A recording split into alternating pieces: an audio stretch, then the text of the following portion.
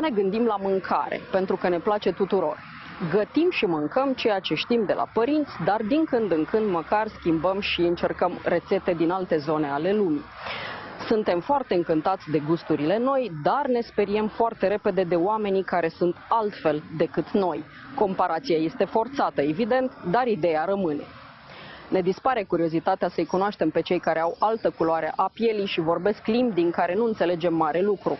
Evităm să-i privim în ochi, deși de cele mai multe ori este gestul de care au cea mai mare nevoie.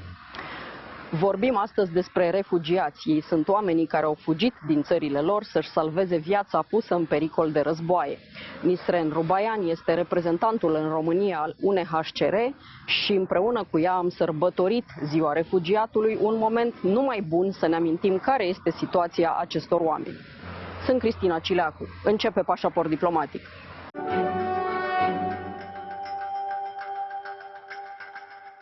Cele mai recente cifre pe care Națiunile Unite le-au adunat despre situația prezentă a refugiaților din toată lumea arată tendințe îngrijorătoare. Tot mai mulți oameni sunt nevoiți să-și abandoneze căminele, să ia pe cei apropiați și câteva lucruri și să plece unde văd cu ochii, pentru că altfel nu ar supraviețui. În ultima decadă, peste 79 de milioane de persoane au fost strămutate din casele lor și numărul este într-o creștere accelerată. Peste 100 de milioane de oameni în aceeași perioadă au fost forțați să renunțe la tot ca să-și salveze viața. Sunt peste 33 de milioane de copii care trăiesc în condiții improprii din cauza războaielor care le-au pus familiile pe drumuri. De cele mai multe ori, refugiații ajung în state vecine celor din care fug. Așa se face că 8 din 10 azilanți trăiesc în țări în curs de dezvoltare și asta le scade șansa la o viață normală. Ziua Internațională a Refugiatului este doar o dată pe an, însă este cel mai bun prilej ca omenirea să afle din nou cât de dură este viața cu un număr impresionant de oameni. Oricine poate face o schimbare și sunt nenumărate exemple de comunități care au primit cu brațele deschise refugiați și au avut beneficii de pe urma lor.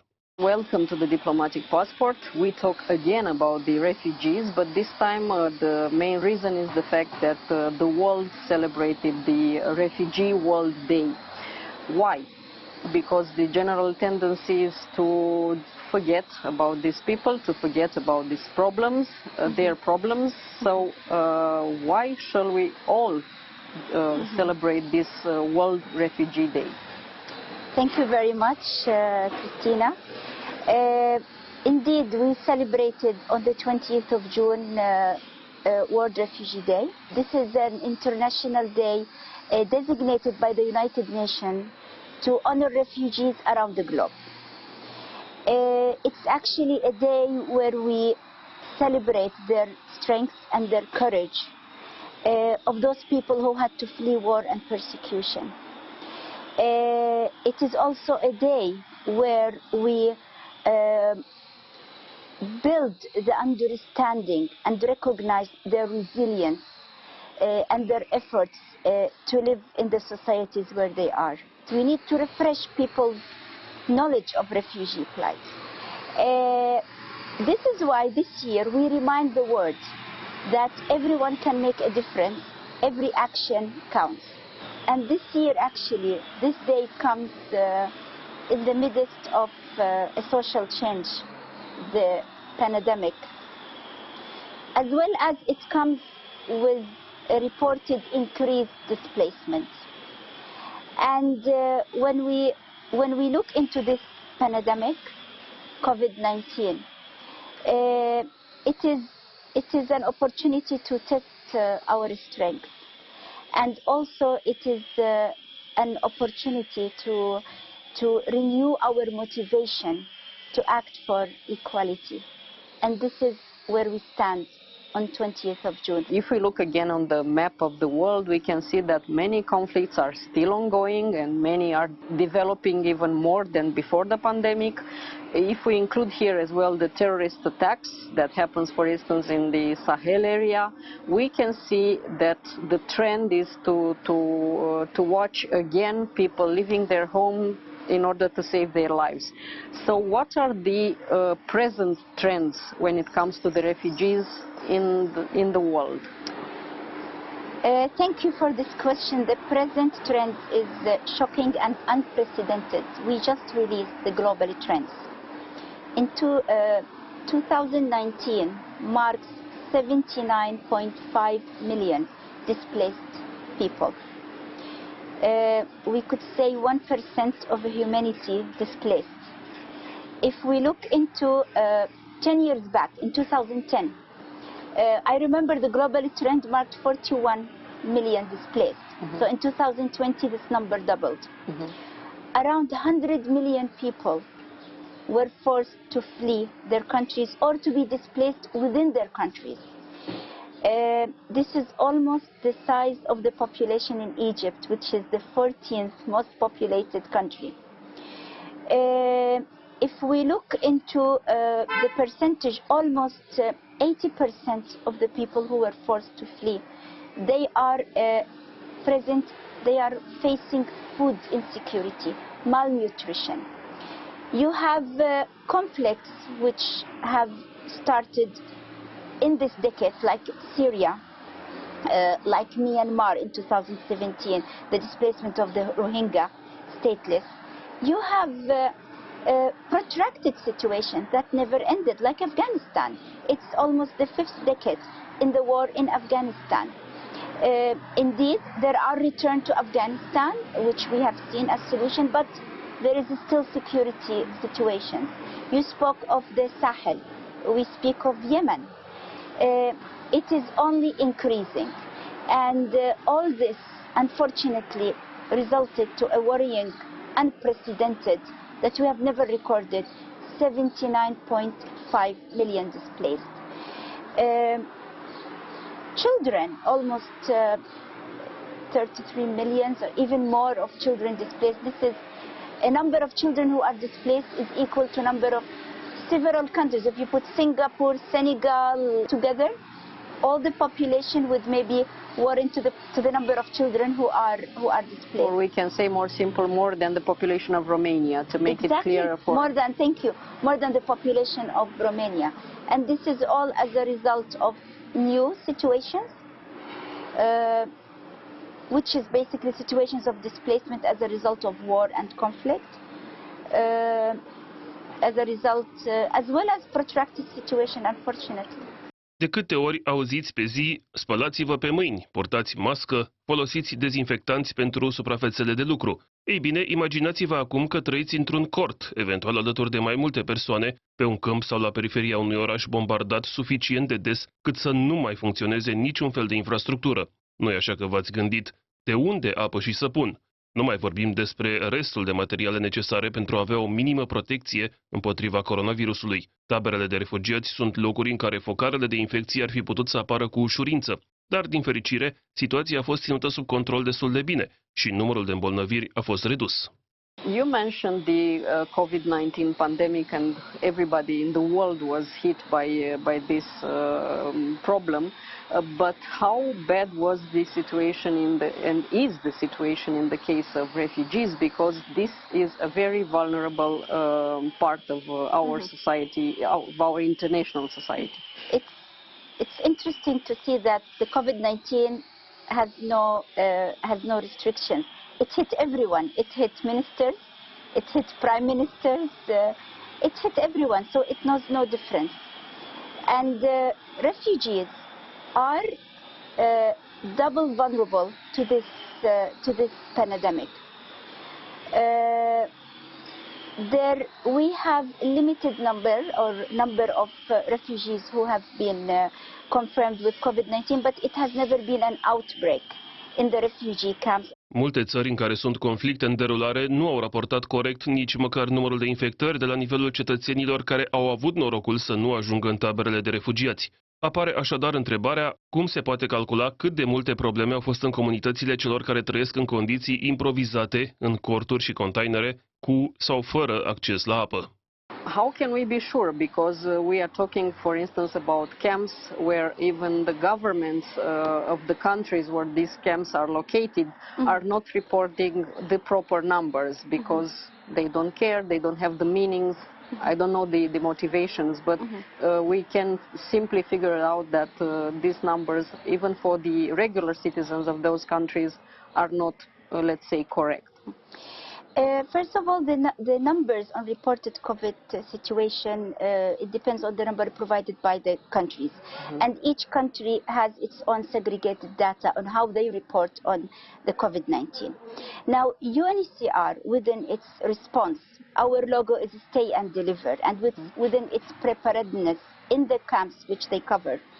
First of all, we work side by side with the national authorities. We complement the national authorities' efforts, but we also established strong communication, a two-way communication with the communities, 24 hours availability of hotlines, very high information campaigns to refugees, asylum seekers, to report on identified cases of COVID directly with the United Nations High Commissioner Office.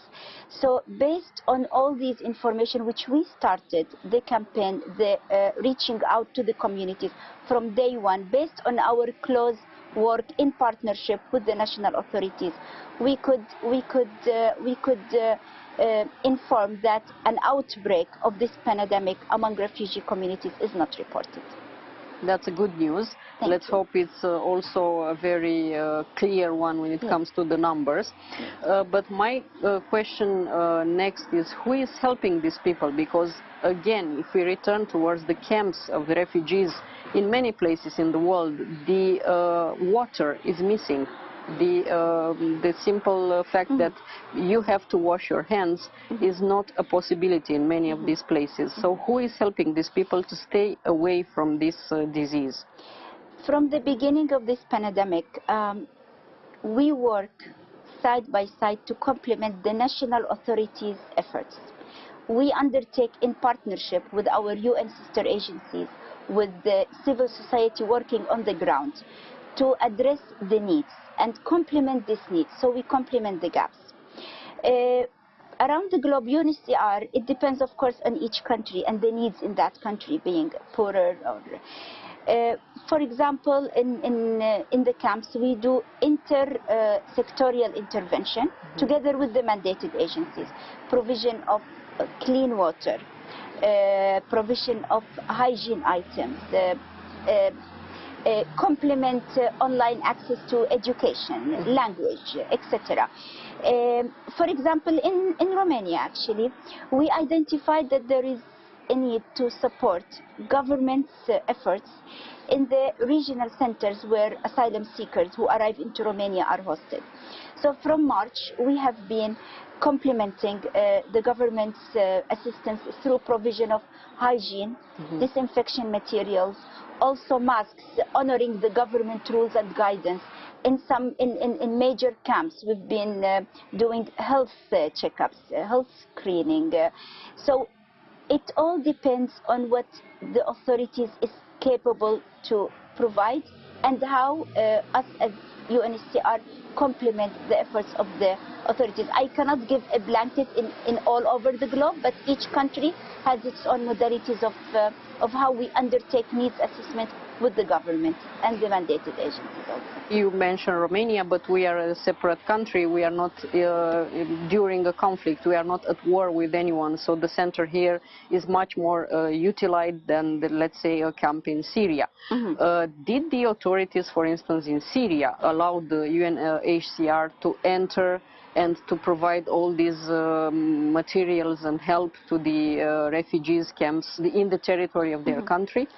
In Syria, UNHCR works in partnership with the of course, Syrian authorities and the Syrian Red Crescent present into identifying the life-saving elements into COVID-19.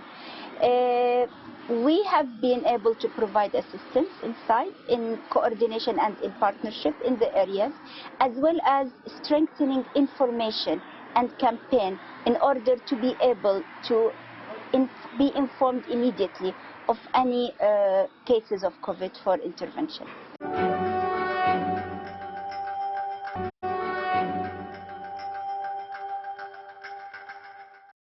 Societățile care au primit refugiați din toate colțurile lumii și le-au oferit acestora posibilitatea să se adapteze și să se integreze, își primesc răsplata din partea celor pe care i-au ajutat. Oamenii care fug de războaie au avut vieți și meserii în țările lor.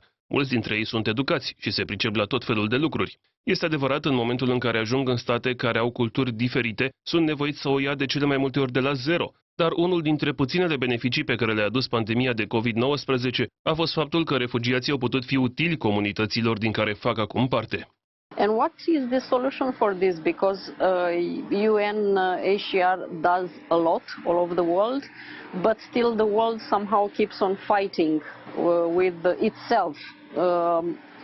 On a long term, if we go like this, we'll see even more people displaced from their homes. The war can start everywhere. I mean, the UN joins the voices of the Secretary General, of all that we call for peace and security to be prevalent. But because there are situations where displacement is happening, we need to act in solidarity. So we understand now the whole globe is focused on responding to the COVID-19. But you said it, war is ongoing. Lack of security is ongoing. People are still fleeing. So we need to also focus our attention in how we respond to this situation. When we speak of the pandemic, let us not speak of refugees and migrants. It's hitting everyone. Let us speak of how we include refugees in the response to this pandemic. Refugees can also be part of this response.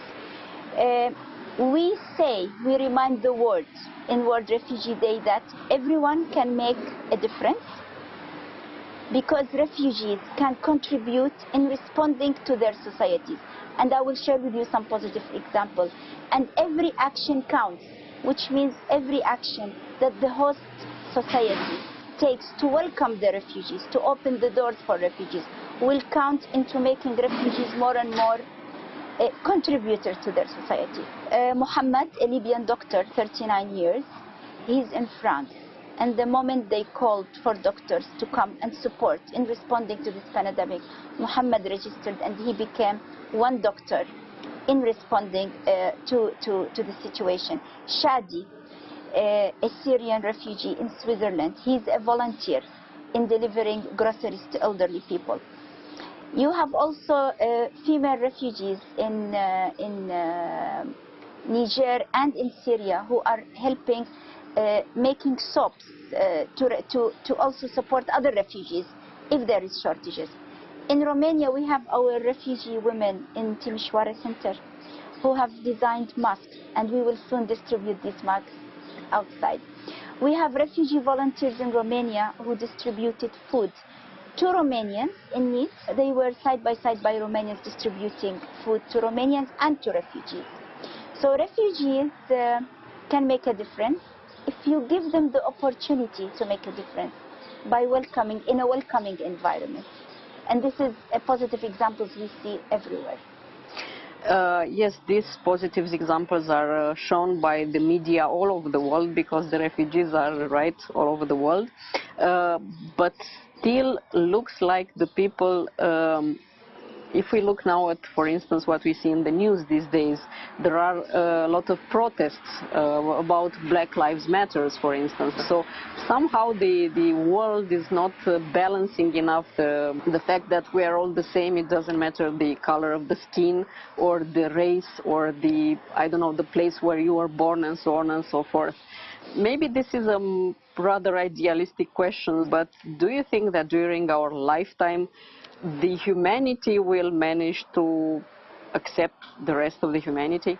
It is sad to see people protesting for basic rights. That is the right to be equal. If I speak about UNHCR, it's an organization that was born by the states, by the community, out of a shared conviction that everybody is equal in their rights and in their dignity. This is our core principles. This is our core values. And we are an organization that is built out of member states' conviction and call for equalities and for... refugees are more exposed to vulnerabilities within this margin. It is at the core of our work that we call for equality to everyone around the globe, including refugees. This is why we mark that everyone can make a difference. Every action counts, which means refugees is not a separate group. And this is why I am a strong, actually, I admire our logo for this year in World Refugee Day. Everyone can make a difference. You're black, you're white, you're pandemic, not pandemic. This is all on this side, and let's focus on that. And every action counts. And we condemn racial discrimination. We reject it. It does not come in line with any principles, let alone the principles also of the United Nations. Well, let's hope this interview will make at least a small difference. I hope so. I hope so. And thank you with your support.